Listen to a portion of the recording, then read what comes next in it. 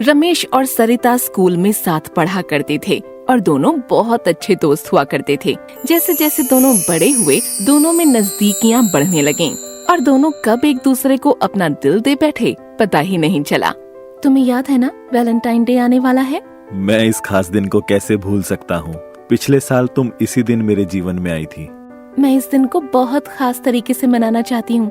हाँ बिल्कुल, हम इस दिन को बहुत खास तरीके से मनाएंगे। रमेश अपने घर की ओर जाने लगता है, तभी उसकी मोटरसाइकिल खराब हो जाती है। ओहो, इसे भी अभी खराब होना था। आसपास कोई मैकेनिक भी नहीं मिलेगा। रमेश अपनी बाइक वहीं छोड़ मैकेनिक को ढूंढने के लिए निकल पड़ता है। तभी वो रास्ता भटक जाता है और एक जंगल की ओर चला जाता है। ये कैसी जगह है? लगता है मैं रास्ता भटक गया हूँ। तभी पेड़ पर एक चुड़ैल बैठी होती है। चुड़ैल की नजर रमेश पर जाती है और वो रमेश के सामने आ जाती है और बहुत जोर जोर से हंसने लगती है।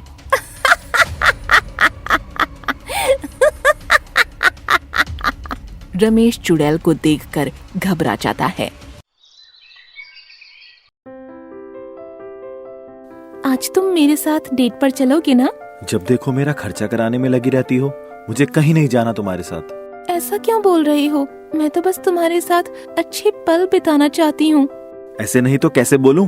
रमेश वहाँ से चला जाता है। ये बात सरिता को बहुत अजीब लगती है। सरिता को अपने प्यार पर पूरा भरोसा होता है, इसलिए वो इस बात को इग्नोर कर देती है। शाम को रमेश सरिता के पास आता है और अपनी गलती के लिए माफी मांगने लगता है। मुझे माफ कर दो सरिता। सुबह गुस्से में मैंने तुमसे बहुत बुरा बर्ताव किया। बहुत ज्यादा बुरा। आज तक कभी भी तुमने मुझसे इस तरह से बात नहीं की थी। पता नहीं मुझे क्या हो गया था। मैं अचानक इतना बदल कैसे गया था। कोई बात नहीं। सरिता रमेश को माफ कर देती है और दोनों अगले दिन डेट पर जाने का प्लान बनाते हैं। सरिता तैयार होकर रमेश की बताई जगह पर उसका इंतजार करने लगती है, लेकिन रमेश नहीं आता। सरिता बहुत गुस्सा हो जाती है। ये क्या बात हुई? मुझे डेट पर बुलाकर खुद गायब हो गया। आज के बाद मैं रमेश से कभी बात नहीं करूंगी। सरिता गुस्सा होकर चली जाती है। अगले दिन सरिता कॉलेज के लिए जा रही थी। तभी रास्ते में रमेश किसी दूसरी लड़की के साथ हाथों में हाथ डाले जा रहा था। ये देख सरिता को बहुत गुस्सा आता है और वो उनके पास जाती है। अच्छा, तो ये बात है, अब तुम्हें कोई और पसंद आ गई है, इसलिए मुझसे ठीक से बात नहीं करते हो? तुम इसे अपने हाथ का खिलौना बनाकर रख रही थी, अब ये मेरे साथ खुश है। तुम्हें प्रॉब्लम क्यों हो रही है? तुम्हें सच में ऐसा लगता है रमेश, हमारा इतने दिनों का प्यार सब झूठा था? नहीं सरिता, तुम तो मेरी। रमेश इतना ही बोल पाता है कि तभी मोहिनी उसका हाथ पकड़ लेती है। रमेश मोहिनी को देखकर चुप हो जाता है और वहाँ से चुपचाप मोहिनी के साथ चला जाता है। सरिता को बहुत अजीब लग रहा था, क्योंकि उसे अपने प्यार पर पूरा भरोसा था। अच्छा हुआ तुमने उस सरिता को अपने से दूर जाने को कह दिया। सरिता तुम्हारे लायक भी नहीं है। तुम चाहती क्या हो मेरे से? तुम्हें पता है कि मैं सिर्फ और सिर्फ सरिता से प्यार करता हूँ। मेरे सामने तुम्हारी ऊंची आवाज में बात करने की हिम्मत कैसे हुई? तुम्हें पता है ना कि मैं क्या कर सकती हूँ। हाँ मुझे पता है, अगर मैंने कुछ भी किया तो तुम मेरी सरिता को जान से मार दोगी। मोहिनी रमेश की बात सुनकर हंसने लगती है।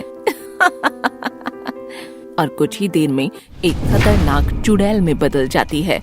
रमेश उसे देखकर डर जाता है और उसकी आंखों के सामने रात का नजारा घूमने लगता है। वैलेंटाइंस डे आने वाला है। लगता है इस बार मुझे वैलेंटाइंस डे अकेले नहीं मनाना पड़ेगा।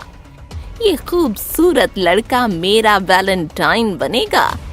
वो चुड़ैल रमेश को पहली नजर में देखते ही अपना दिल दे बैठती है और रमेश के सामने आती है और बहुत जोर जोर से हंसने लगती है।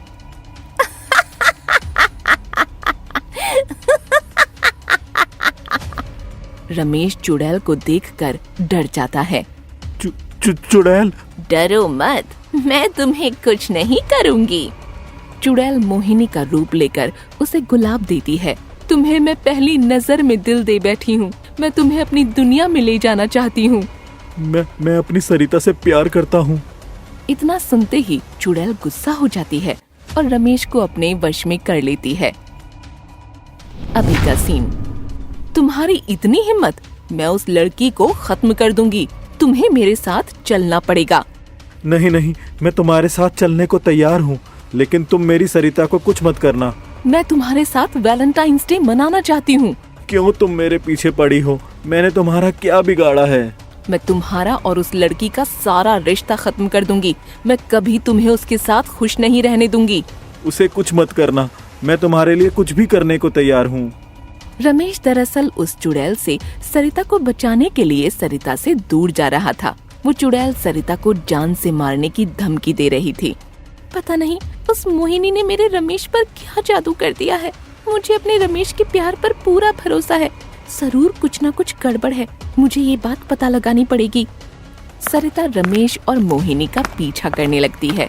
सरिता देखती है रमेश हमेशा उस मोहिनी से डरा डरा सा रहता है और वो मोहिनी रमेश से किसी खिलौने की तरह सारा काम करवाती है। रमेश, तुम्हें पता है ना वैलेंटाइंस डे आने वाला है, यानी प्यार का दिन। मैं इस खास दिन को कैसे भूल सकता हूँ?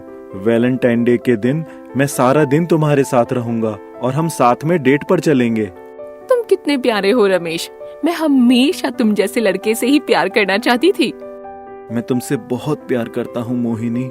ये देख सरिता का दिल पूरी तरह टूट जाता है और वो वहाँ से रोते रोते चली जाती है। ये सब मोहिनी की चाल होती है, सरिता को रमेश से दूर रखने के लिए। अब सरिता कभी भी मेरा मुंह नहीं देखना चाहेगी, वो मुझसे नफरत करने लगेगी। यही तो मैं चाहती थी। अब सरिता कभी भी हम दोनों के बीच नहीं आएगी। मुझे माफ कर देना सरिता, मैं अब तुम्हारे प्यार के काबिल नहीं हूँ।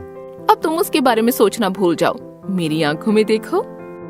धीरे धीरे मोहिनी पूरी तरह से रमेश को अपने वश में कर लेती है। सरिता घर जाकर रमेश की याद में रोने लगती है। क्या कमी रह गई थी हमारे प्यार में? क्यों तुमने मुझे छोड़कर उस मोहिनी को चुना?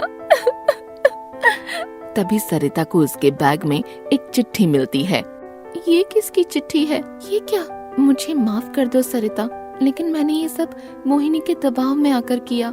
मोहिनी एक बहुत खतरनाक चुड़ैल है। अगर मैंने उसकी बात नहीं मानी तो वो हम दोनों को खत्म कर देगी। ये रमेश की चिट्ठी होती है। रमेश मोहिनी से किसी तरह बच बचाकर वो चिट्ठी सरिता के बैग में रख देता है। सरिता को समझ आ जाता है कि रमेश उसके साथ ऐसा बर्ताव क्यों कर रहा था। मुझे अपने प्यार को बचाना होगा। मैं किसी भी हद तक जाकर उस मोहिनी के चंगुल से रमेश को बचा लूंगी और उस चुड़ैल का सच सबके सामने लेकर आऊंगी। सरिता एक प्लान बनाती है और वैलेंटाइन डे के दिन कॉलेज में एक पार्टी रखती है और उसमें सभी को बुलाती है। रमेश, मैं जानती हूँ कि अब तुम मुझसे प्यार नहीं करते हो। मैं हमेशा हमेशा के लिए विदेश जा रही हूँ। तो फिर जाना, क्यों आई है यहाँ पर? मैं बस चाहती हूँ कि वैलेंटाइन डे के दिन तुम दोनों पार्टी में आओ। उसके बाद तुम्हें कभी भी मेरी शक्ल देखने को नहीं मिलेगी। ठीक है, हम जरूर आएंगे। रमेश समझ जाता है कि सरिता ने वो चिट्ठी जरूर पढ़ ली होगी और ये उसका कोई ना कोई प्लान होगा। वैलेंटाइन डे के दिन सभी अच्छे से तैयार होकर लाल कपड़े पहनकर पार्टी में आते हैं।